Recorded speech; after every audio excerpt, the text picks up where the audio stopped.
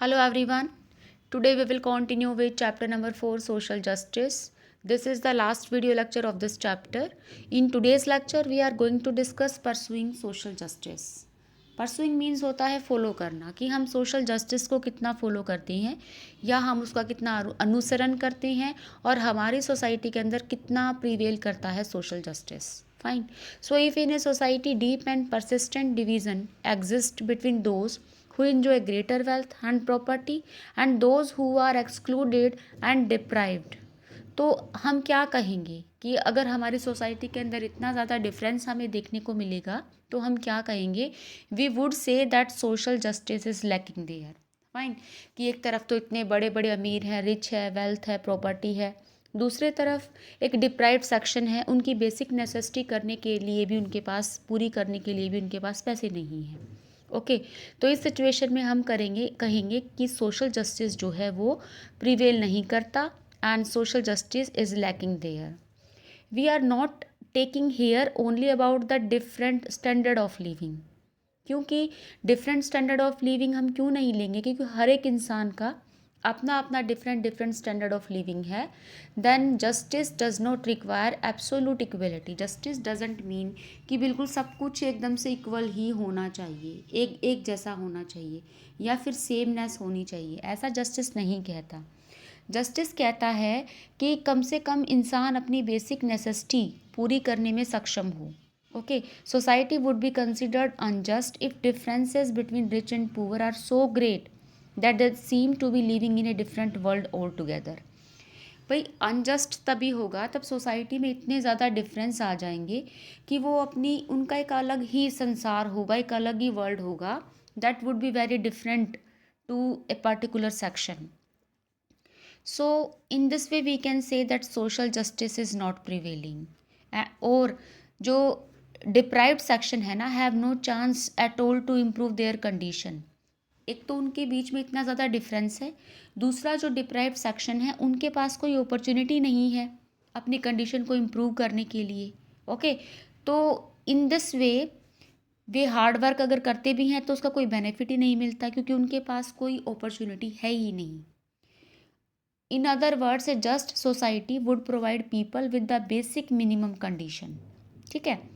तो इस तरीके से एक जस्ट सोसाइटी हम उसको कहेंगे जो अपने सिटीजन को, अपनी सोसाइटी के अंदर, समाज के अंदर अपने सिटीजन को एक जो बेसिक कंडीशन है ना, जो उनके जीने के लिए जो कंडीशंस हैं वो उनको प्रोवाइड कराएं, बेसिक मिनिमम कंडीशंस उनको प्रोवाइड कराएं to enable them to live healthy and secure lives and develop their talent. Fine. तो तब हम कह सकते हैं कि जो सोसाइटी है वो जस्ट है. अब क्वेश्चन ये आता है कि how can we decide what are the basic minimum conditions of life needed by the people. भाई कौन सी वो कंडीशंस हैं जो लोगों के विकास के लिए ज़रूरी हैं. ये सब चीज़ें हम कैसे तय करेंगे, कैसे हम इन सब चीज़ों को जानेंगे. So there are various method, some governmental organisations also, some international organisations like the world health organisation, जिसको शॉर्ट में WHO कहते हैं. तो इन्होंने कुछ जो मिनिमम रिक्वायरमेंट है वो फिक्स की हुई हैं कि ये देखने के लिए कि इनको अपनी बेसिक नेसेसिटीज़, मतलब सोसाइटी में जस्टिस हो रहा है कि नहीं हो रहा. सोसाइटी में जस्टिस कब होगा, तब जो मिनिमम उनकी फैसिलिटीज़ हैं, बेसिक अमाउंट ऑफ नरिशमेंट उनको मिल रहा हो. सिर्फ यही नहीं है कि उनको पीने के लिए पानी मिल जाए और बस पेट भरने के लिए रोटी मिल जाए. That's not at all. उनको एक नरिशमेंट मिलना चाहिए. ठीक है. जो हेल्दी रहने के लिए बहुत ज़्यादा ज़रूरी है. और नरिशमेंट के लिए क्या होना चाहिए, फिक्स किया गया है हमारे गवर्नमेंट ने कि रूरल जो पीपल हैं उनके लिए कैलोरी फिक्स की गई है 2400. आपने क्लास 9 में भी पढ़ा था कि मिनिमम कैलोरी रिक्वायरमेंट होती है एक पर्सन के लिए, पर डे कैलोरी रिक्वायरमेंट होती है 2400 रूरल एरिया के पीपल के लिए एंड 2100 होती है अर्बन एरिया ड्वेलर्स के लिए. क्यों ये कम क्यों है, क्योंकि जो भी रूरल एरियाज़ के अंदर रहते हैं उनका जो फिजिकल वर्क है वो काफ़ी ज़्यादा होता है rather than the people who are living in the urban areas. तो इस तरीके के कैलोरी फिक्स की गई हैं. और उसके अलावा उनकी एजुकेशन होनी चाहिए, अच्छी एजुकेशन होनी चाहिए, क्वालिटी एजुकेशन, हाउसिंग होनी चाहिए, supply of clean drinking water, क्योंकि बहुत सारे ऐसे बैकवर्ड एरियाज़ हैं जहाँ पे आज भी लोग जो हैं वो गंदा पानी पी रहे हैं. तो ये सब उनकी बेसिक नेसेसिटी, बेसिक कंडीशन उनकी पूरी होनी चाहिए। उनको मिनिमम वेजेस दिए जाने चाहिए। जैसे मनरेगा जो है, नरेगा भी हम इसको कहते हैं, मनरेगा भी कहते हैं, जो आपने क्लास 9th में पढ़ा था, इसका एक बहुत अच्छा एग्जाम्पल है। क्लास 10th में भी पढ़ा था कि यानी कि अगर कोई बेरोजगार है तो गवर्नमेंट उसको प्रोवाइड कराएगी according to this scheme that 100 days assured work. ठीक है, किसी भी बेरोजगार को 100 दिन का पक्का रोजगार प्रोवाइड कराया जाएगा। इससे क्या फ़ायदा होगा कि जब एक बार वो इंगेज हो जाएंगे किसी भी काम के अंदर, तो उनको अपनी कंडीशन इम्प्रूव करने का मौका मिलेगा, और दूसरे उस टाइम पीरियड पर वो अपने कॉन्टैक्ट्स बनाएंगे, एक दूसरे से मिलेंगे, और उनको फर्दर जॉब की अपॉर्चुनिटीज़ भी मिल जाती हैं। राइट। तो इस तरीके से सोसाइटी के अंदर एक सोशल जस्टिस प्रिवेल करने का नरेगा जो है वो काफ़ी अच्छा एग्जाम्पल है। तो जो हमारी ये कैलोरी फिक्स करी गई हैं ये होनी चाहिए। और मिनिमम अगर इनकम की बात करें according to the survey of 2005-2006, तो सर्वे के अकॉर्डिंग जो रूरल हाउस होल्ड है उसकी जो पर डे इनकम होनी चाहिए 368 होनी चाहिए, जबकि अर्बन की 558 होनी चाहिए per day income. That is the minimum income. तो अगर ये इतनी इनकम है, ठीक है, और उनको प्रॉपर जो कैलोरीज़ हैं, जो हर एक को इतनी कैलोरीज पर डे मिल रही हैं, इट मीन्स हमारी सोसाइटी के अंदर जस्टिस है, सोशल जस्टिस है, जो कि गवर्नमेंट की बहुत बड़ी रिस्पॉन्सिबिलिटी है। और उस सोसाइटी के अंदर सोशल जस्टिस जो है वो प्रिवेल कर रहा है। डजेंट मैटर कि किसी के पास बहुत ज़्यादा पैसे हैं, लेकिन सिर्फ एक ये देखना है कि हर एक इंसान को उसकी बेसिक नेसेसिटी एटलीस्ट पूरी करने का मौका मिले। गवर्नमेंट उनको ऐसी अपॉर्चुनिटी दे कि वो अपनी नेसेसिटीज़ को पूरा कर सकें, अपने टैलेंट को वो शो कर सकें।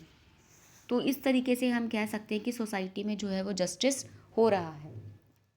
फाइन। तो providing people with the basic need considered to be one of the responsibility of the democratic government. अगर गवर्नमेंट हमारी डेमोक्रेसी है तो डेमोक्रेटिक गवर्नमेंट की ये काफ़ी बड़ी रिस्पॉन्सिबिलिटी बन जाती है, ये बेसिक नेसेसिटी जो है कॉमन पीपल को प्रोवाइड कराना।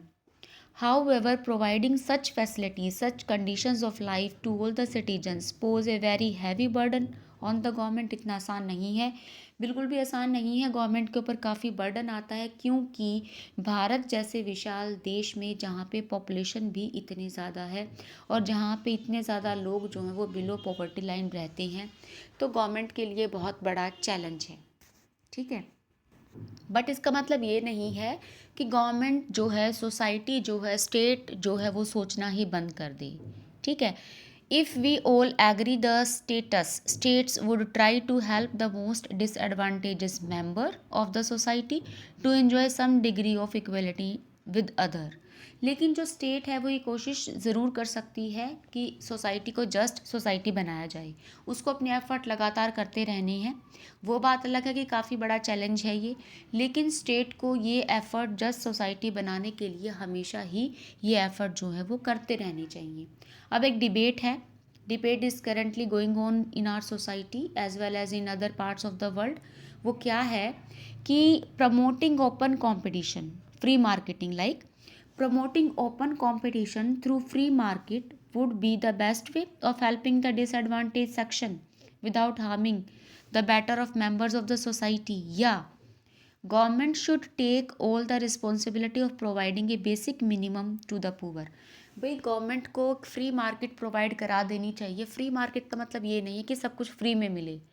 फ्री मार्केट का मतलब ये है, जैसे कि क्लास 10th में आपने ग्लोबलाइजेशन वाले चैप्टर में पढ़ा था कि लिबरलाइजेशन ऑफ ट्रेड हो जाए। ठीक है, गवर्नमेंट जो है अपने सारे ट्रेड बैरियर्स जो हैं वो हटा ले, इम्पोर्ट एक्सपोर्ट ड्यूटी काफ़ी हद तक कम कर ले और सिटीजन को ट्रेड करने के लिए बिल्कुल खुला छोड़ दे, एमएनसीज को इन्वाइट करे कंट्री के अंदर। सो that is the free trade, free marketing.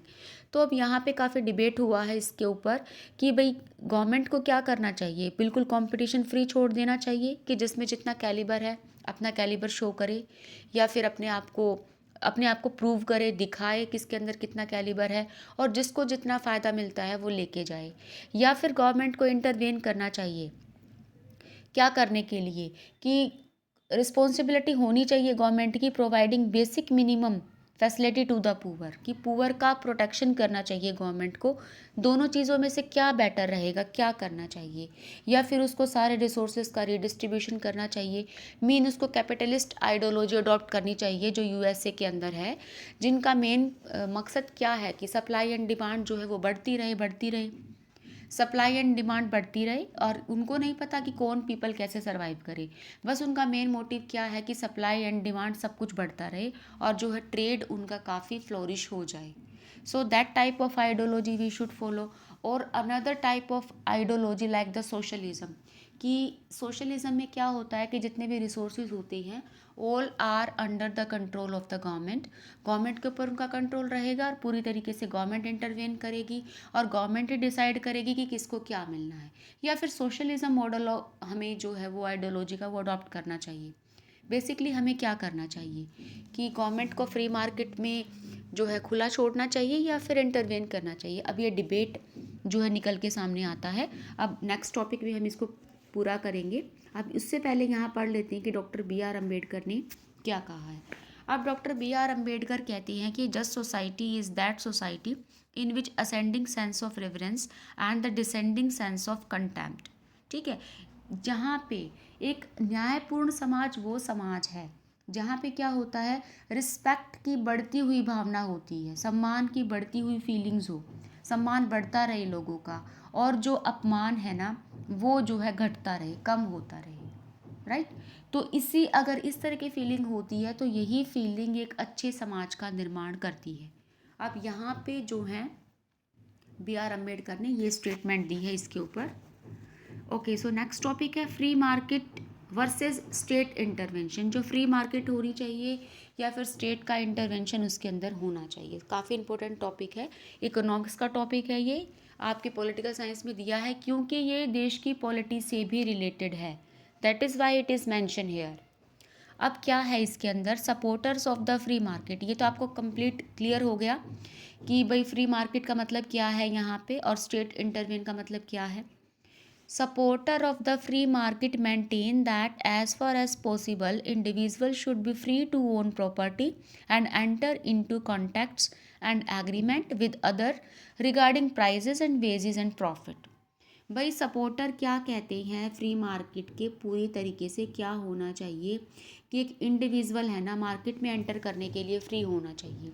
वो अपने हिसाब से बिजनेस करे, अपने हिसाब से अपने प्राइजेस बनाए, अपने हिसाब से अपना प्रॉफिट कमाए, जिसके अंदर जितना कैलिबर है वो अपना कैलिबर ले, वो उसके हिसाब से उसको प्रॉफिट मिले। Okay, they should be free to compete with each other.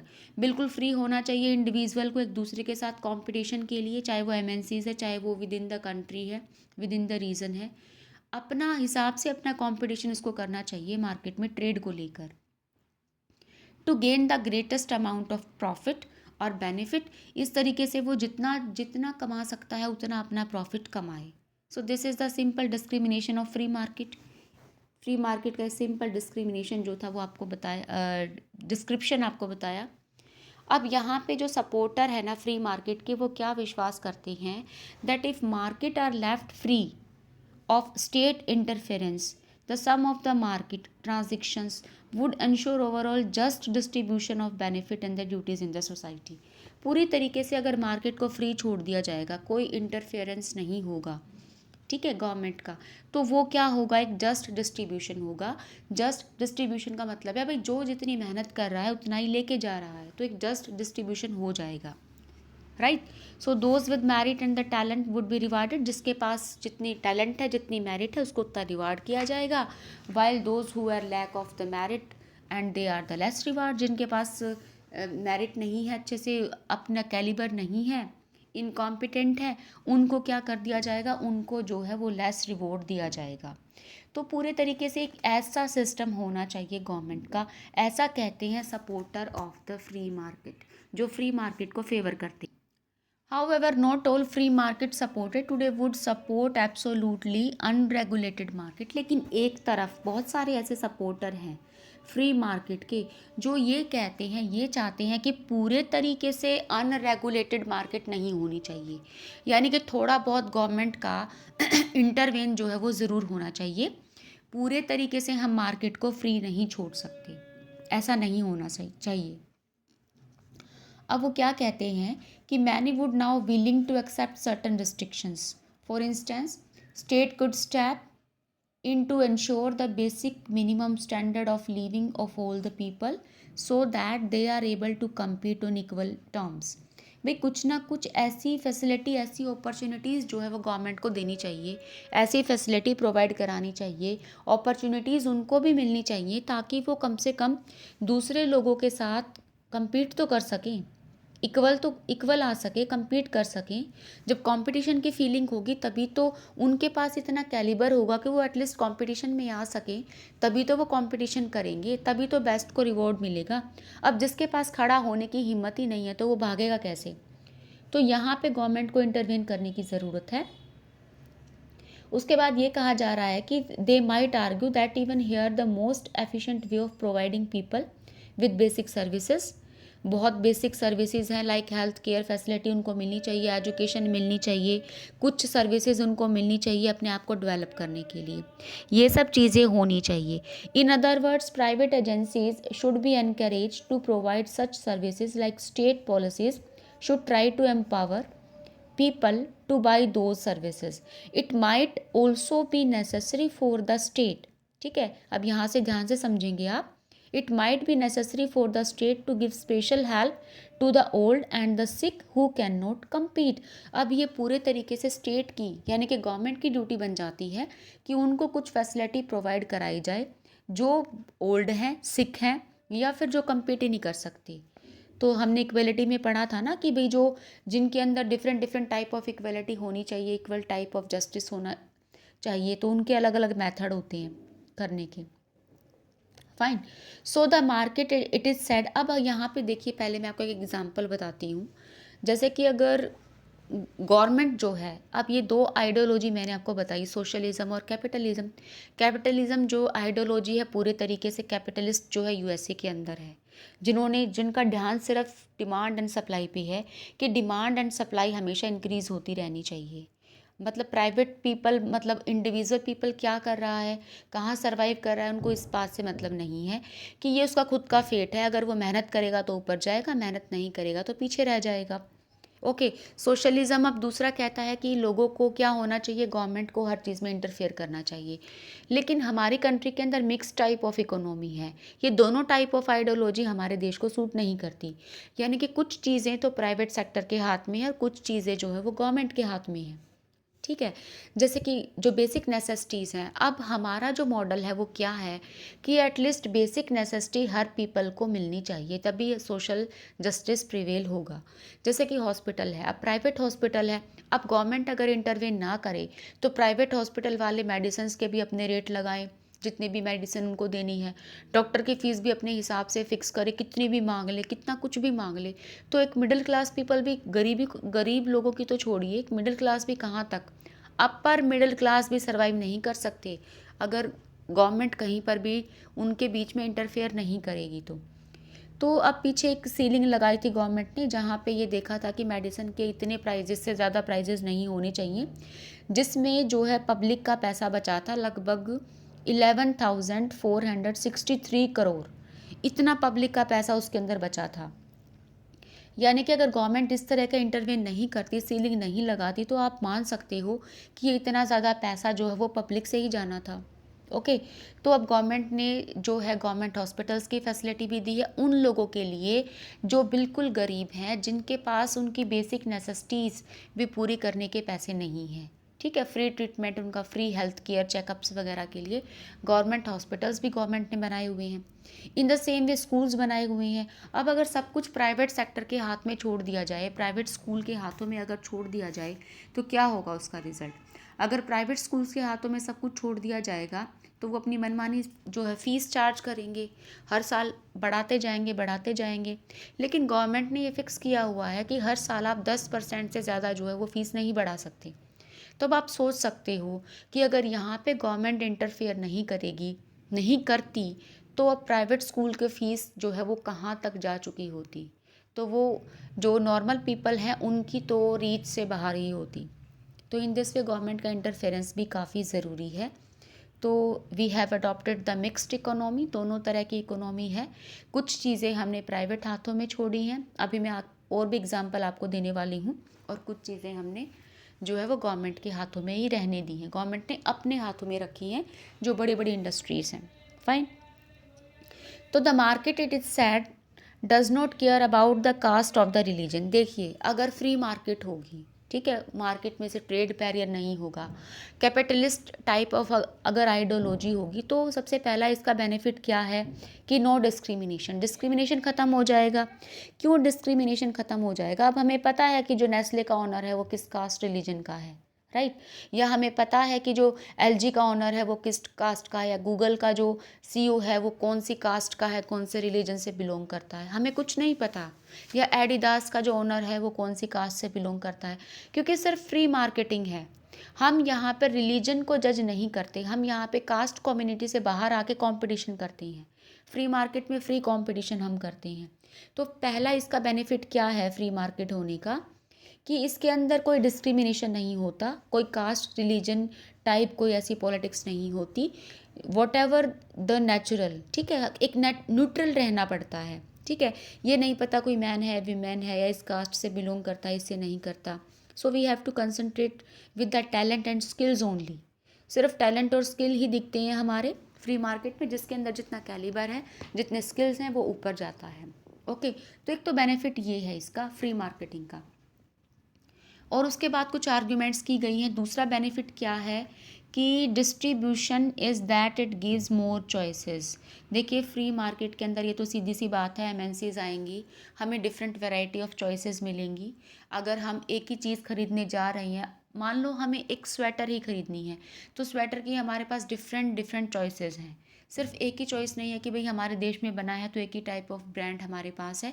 MNCs हैं, अलग अलग कंट्रीज़ की चीज़ें हम एक ही देश में ख़रीद सकते हैं, तो हमारी चॉइसेस बढ़ जाती हैं। अगर हम एक स्कूटी या फिर एक कार परचेज़ करते हैं तो उसके लिए भी हमारे पास मल्टीपल चॉइसेस हैं। तो सेकंड बेनिफिट है फ्री मार्केट का कि हमारे पास मल्टीपल चॉइसेस जो है हो जाती हैं। अब इसको एक आर्गूमेंट भी की गई है यहाँ पे कि भाई ठीक है, आपके पास बहुत सारी चॉइसेस हो गई, आपका दूसरा बेनिफिट हो गया, लेकिन उन चॉइसेस का फ़ायदा ही क्या कि जो इतनी महंगी है, जिनके प्राइजेज़ इतने हाई होते हैं और जो कॉमन पीपल की रीच से बाहर हैं। एक कॉमन पीपल उन चीज़ों को परचेज़ ही नहीं कर सकता। तो ऐसी ज़्यादा चॉइसेस का, मल्टीपल चॉइसेस का कोई बेनिफिट नहीं है, that common people can not afford that, ठीक है, उसकी कॉस्ट को ही लोग अफोर्ड नहीं कर सकते। तो यहाँ पे इसका एक ड्रॉबैक भी बताया गया है, क्योंकि इनके प्राइसेस बहुत हाई होते हैं, बहुत कॉस्टली चीज़ें होती हैं, जिसकी वजह से ये हमारे रीच से बाहर होती हैं। कोई भी चीज़ ले लो, कोई भी प्राइवेट हॉस्पिटल ले लो, प्राइवेट स्कूल ले लो, राइट, या फिर प्राइवेट कोई भी एमएनसीज की कोई भी बाहर की ब्रांडेड चीज़ें ले लो, तो सबके प्राइसेस इतने ज़्यादा हाई होती हैं जो कॉमन पीपल की रीच से बाहर होती हैं। तो ये किसका ड्रॉबैक निकल के आता है। Fine. So that is why there may be few private schools in remote rural. That is why क्या है कि गवर्नमेंट ने कुछ रिमोट ऐसे एरियाज़ हैं जहाँ पे क्या किया है, कुछ गवर्नमेंट स्कूल्स की फैसिलिटी दी है, ठीक है। तो गवर्नमेंट स्कूल की फैसिलिटी से क्या हो जाएगा, जो वहाँ पे जो पीपल हैं, जो गरीब हैं, जो प्राइवेट स्कूल्स में जाकर नहीं पढ़ सकते, वो क्या कर सकते हैं, उन स्कूल में जाके पढ़ सकते हैं, और उनको हेल्थ केयर फैसिलिटी दी है, हाउसिंग दी है। In such situation the government might have to set up in. और ऐसे ही कुछ सिचुएशन है जहाँ पे गवर्नमेंट जो है इंटरफेयर कर सकती है, और गवर्नमेंट का इंटरफेरेंस करना ज़रूरी भी है। Many of the examples I have given to you कि अगर गवर्नमेंट इंटरफेयर नहीं करेगी तो सोसाइटी में क्या हो जाएगा, कितना ज़्यादा अनजस्ट हो जाएगा। Okay, so another argument regarding that of free market is that private enterprises is that the quality of services they provide is often superior to that of provided in the government institutions। बिल्कुल सही बात है। Government institutions के अंदर जो facility होती है, जो क्वालिटी दी जाती है, वो बहुत बेटर होती है, बहुत प्राइवेट इंस्टीट्यूशन की बहुत बेटर होती है गवर्नमेंट इंस्टीट्यूशन से। आप चाहे गवर्नमेंट हॉस्पिटल को विजिट कर लो, फिर प्राइवेट हॉस्पिटल को विजिट कर लो, गवर्नमेंट स्कूल को विजिट कर लो, फिर प्राइवेट स्कूल को विजिट कर लो, राइट। अब जो दूसरी भी कंपनीज़ हैं जो गवर्नमेंट, जैसे एमटीएनएल एक एग्जांपल है। एमटीएनएल का जो है डिमांड आजकल बहुत ज़्यादा कम है, एक तरीके से ख़त्म होने वाली है। एयर इंडिया जो है वो गवर्नमेंट की है, तो एयर इंडिया भी बिल्कुल ख़त्म होने के कगार पे है, because these things in the government services they are not progressing. Railway भी घाटे में चल रहा है क्योंकि गवर्नमेंट अंडरटेकिंग है, राइट। तो इस तरीके से हम देखते हैं कि जो चीज़ें गवर्नमेंट के अंडर में है, अब MTNL जो है that is run by the government. आज तक सिर्फ इसलिए चल रहा है क्योंकि that is supported by the government, government इसको सपोर्ट कर रही है, ठीक है। तो लेकिन कब तक, इतना बड़ा अगर फ्री मार्केट कर दी है तो मतलब जो बेस्ट है वही रहेगा ना, जो वही सरवाइव करेगा, दैट इज़ द बेस्ट।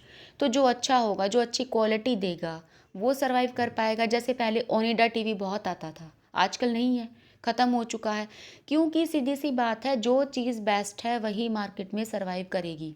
अब जो बेस्ट नहीं है, अब इतना कंपटीशन बढ़ गया है, नई नई चीज़ें आती जाएंगी, टेक्नोलॉजी आती जाएगी, तो हर एक को अगर उस टेक्नोलॉजी के साथ कॉम्पीट करेंगे, कंपटीशन में उतरेंगे, तो जो बेस्ट है वही सरवाइव करेगा, जिसके फीचर्स अच्छे हैं, जो अच्छा है, जिसकी क्वालिटी में दम है, जो रेट वाइज भी ठीक है, वही चीज़ें टिक पाएंगी। तो फ्री मार्केट का ये बेनिफिट है कि हमें बेटर चॉइसेस मिलती हैं, हालांकि वो कॉस्टली होती हैं, लेकिन जो बेस्ट है वही टिक पाता है। ओके, अब हम देखते हैं कि लेकिन जब ये चीज़ें हैं, ठीक है, हमारे पास बहुत ज़्यादा अच्छी अच्छी चीज़ें हैं, गवर्नमेंट अगर इंस्टीट्यूशन को अगर हम देखें और अगर प्राइवेट ऑनरशिप की बात करें तो बहुत ज़्यादा डिफरेंस है दोनों की फैसिलिटी के अंदर, लेकिन वो सब चीज़ें पुअर पीपल की रीच से बाहर हैं। अब गवर्नमेंट प्राइवेट हॉस्पिटल में जाना, प्राइवेट स्कूल में जाना या फिर प्राइवेट मॉल्स में जाना, ये क्या है, पुअर पीपल की रीच से बाहर है। तो अब यहाँ पे जो गवर्नमेंट की चीज़ें हैं, private businesses tend to go where business. अब एक और चीज़ है कि जो प्राइवेट ओनर है ना, वो आमतौर पे वहीं पे अपना बिजनेस सेट करते हैं जहाँ पे उनको ज़्यादा प्रॉफिट होता है। जो रिच पीपल होती हैं, जो वेल्दी पीपल होती है, उनके सराउंडिंग्स में होती हैं, जिनको जो पावरफुल होते हैं, जहाँ से उनको ज़्यादा बेनिफिट मिलने वाला है। And the result may be to deny rather than extend opportunities for those are relatively weak and the disadvantaged section। और जब जो MNCs होती हैं हमेशा ऐसे ही एरिया में सेटअप होंगी जहाँ पे रिच एंड वेल्दी पीपल हैं, क्योंकि उनकी चीज़ों को, उनके महंगी चीज़ों को जो रिच एंड वेल्दी पीपल है वही खरीद सकते हैं, वहीं का डेवलपमेंट होगा। तो वो ऐसे एरियाज़ में बिल्कुल नहीं जाते जहाँ पे जो गरीब होते हैं, डिसएडवांटेज सेक्शन होते हैं, तो वो एक तरीके से वो रिमोट एरिया ही बन के रह जाती हैं, वो डिसएडवांटेज सेक्शन ही बन के रह जाते हैं सोसाइटी के, क्योंकि वहाँ पे डेवलपमेंट नहीं होता। क्योंकि ये तो फैक्ट है, जहाँ पे MNCs होगी, जहाँ पे कंपटीशन होगा, वहाँ पे डेवलपमेंट होगा। तो देखिए ये आर्गूमेंट तो चलती रहती है, ये डिबेट चलता रहता है कि क्या सही है क्या गलत है, लेकिन एक बात तो बिल्कुल तय है, फिक्स है, कि अगर गवर्नमेंट जो है इस तरीके से, अगर गवर्नमेंट इंटरफेयर करेगी, इंटरफेयर करना ज़रूरी है गवर्नमेंट का, अगर गवर्नमेंट इंटरफेयर नहीं करेगी तो सोसाइटी में बिल्कुल ही जस्टिस प्रिवेल नहीं कर पाएगा। लोगों को बेसिक फैसिलिटीज़ दिलाने के लिए, ठीक है, बेसिक उनको अवेलेबल कराने के लिए, बेसिक नीड सोसाइटी के अंदर गवर्नमेंट को इंटरवेन करना ज़रूरी है। So that is why we have adopted the mixed economy.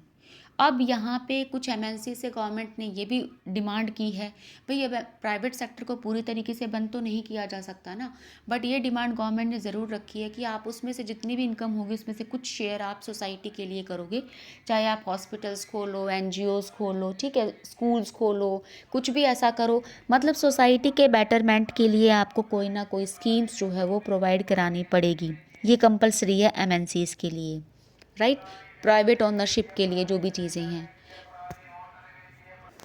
So at last studying the different principles of the justice, बहुत सारे प्रिंसिपल्स पढ़ने के बाद, काफ़ी डिबेट होने के बाद जस्टिस पे कि क्या होना चाहिए, कैपिटलिस्ट होना चाहिए, सोशलिज्म होना चाहिए, मिक्स होना चाहिए, ये सब चीज़ें पढ़ने के बाद लास्ट में हम इस नतीजे पे पहुंचते हैं इस चैप्टर में कि सोशल जस्टिस को परस्यू करने का जो बेस्ट तरीका है वो क्या है, कि गवर्नमेंट को कहीं ना कहीं पर इंटरफेयर करना चाहिए, और एटलीस्ट इतना इंटरफेयर तो गवर्नमेंट का ज़रूर होना चाहिए, सोसाइटी का, स्टेट का, कि कम से कम हर एक पीपल को उसकी बेसिक नेसेसिटी तो ज़रूर मिल सके।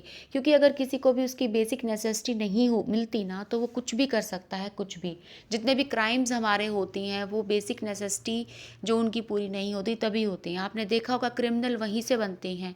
अगर फॉर एग्जांपल आपको पानी नहीं मिलता, पानी नहीं मिलने के लिए आप कुछ भी करोगे, क्योंकि आपको पानी चाहिए। आप उस सिचुएशन को इमेजिन करो कि आपको बहुत प्यास लगी है और आपके पास पानी नहीं है, या फिर आपके पास खाना नहीं है और आपको बहुत भूख लगी है, तो आप कहीं भी हाथ पैर मारोगे, आप कुछ भी करोगे अपने आप को खाना प्रोवाइड कराने के लिए या पानी प्रोवाइड कराने के लिए।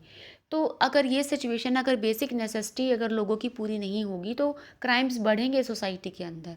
तो लोग अपनी ज़रूरतें पूरा करने के लिए क्राइम करेंगे, चोरी करेंगे, इवन मर्डर तक भी कर देते हैं। तो ये एक गवर्नमेंट की रिस्पॉन्सिबिलिटी है, सोसाइटी की रिस्पॉन्सिबिलिटी है कि सोसाइटी को जस्ट बनाए, इक्वल डिस्ट्रीब्यूशन, एटलीस्ट बिल्कुल इक्वल डिस्ट्रीब्यूशन ना हो तो इतना तो हो जाए कि बेसिक नेसेसिटी लोगों को पूरी हो जाए, ताकि उनको एक क्राइम सोसाइटी की तरफ ना जाना पड़े। Fine, so with this we have completed the chapter. Thank you. Have a nice day.